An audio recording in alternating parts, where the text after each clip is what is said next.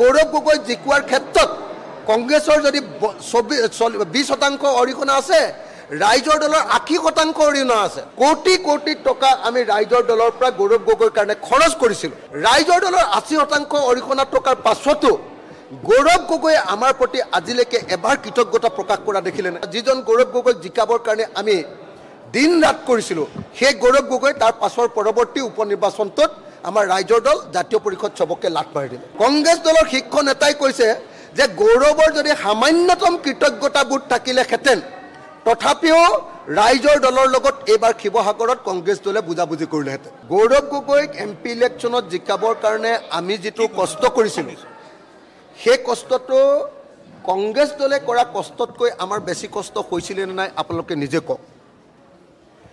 আমাৰ অফিচ, ৰাইজৰ দলৰ অফিচ গৌৰৱ গগৈ ইলেকশ্যনৰ সময়ত ৰাতি 2:30 বজালৈকে খুলি আছিলে আৰু কংগ্ৰেছৰ অফিচ আবেলি 4টা বজাতে বন্ধ হৈছিলে।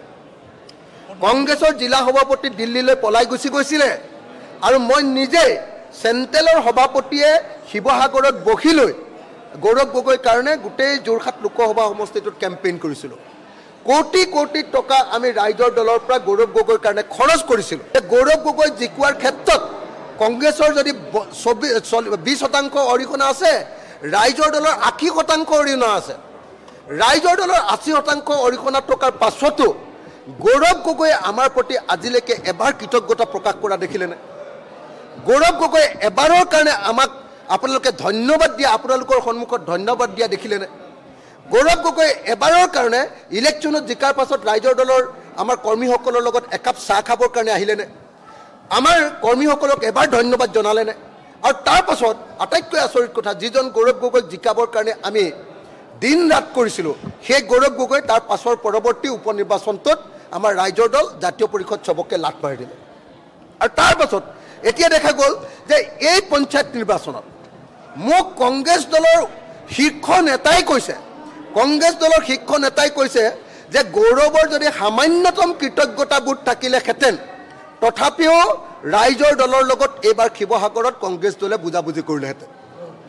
ভূপেন বৰাই আমাৰ লগত বুজাবুজি কৰিবলৈ স্থিৰ সিদ্ধান্ত দিছিলে, কিন্তু গৌৰৱ গগৈ আমাৰ লগত বুজাবুজি নকৰি অখিল গগৈক দুৰ্বল কৰি যাতে কম চিট আমাৰ যোৰহাট লোকসভা সমষ্টিত ৰাইজৰ দলক দিব পাৰে তাৰ কাৰণে পলিটিক্স কৰিলে।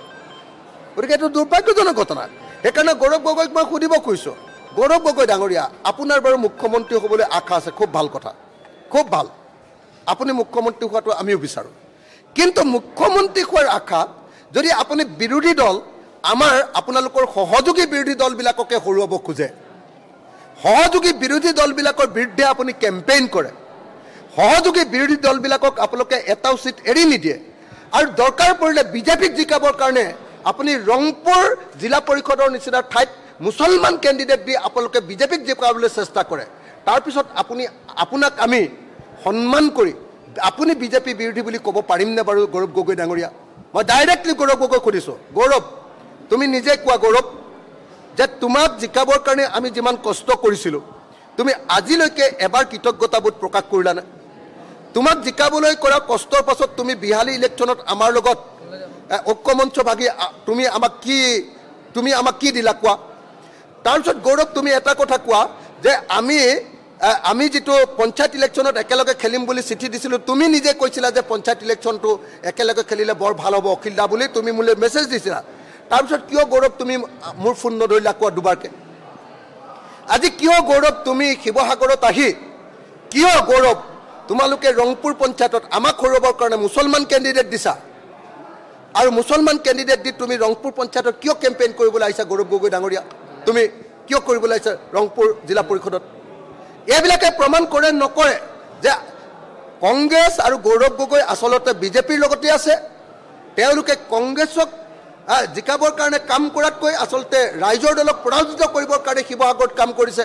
অথচ আমি সকলোৱে মিলি খেলিলে ইয়াত সকলোৱে জিকিলোহেঁতেন, 2খন আসনত তেওঁলোক জিকিলেহেঁতেন, 3খন আসনত আমি জিকিলোহেঁতেন। কিন্তু এতিয়া কংগ্ৰেছে সম্পূৰ্ণৰূপে আমাৰ ভোট ভাঙিবৰ কাৰণে ঘূৰি ফুৰা আমি দেখিবলৈ পাইছোঁ। বিশেষকৈ ৰংপুৰ পঞ্চায়তত ৰংপুৰ জিলা পৰিষদত আমি মুছলমান কেণ্ডিডেট দি গৌৰৱে তাৰ কেম্পেইন কৰি, আৰু বিশেষভাৱে আমাৰ এই খেলুৱা জিলা পৰিষদত গৌৰৱে নিজে কেম্পেইন কৰিবলৈ আহি আমাৰ প্ৰাৰ্থীৰ ভোট ভাঙিবৰ কাৰণে চেষ্টা কৰাটো দুৰ্ভাগ্যজনক কথা।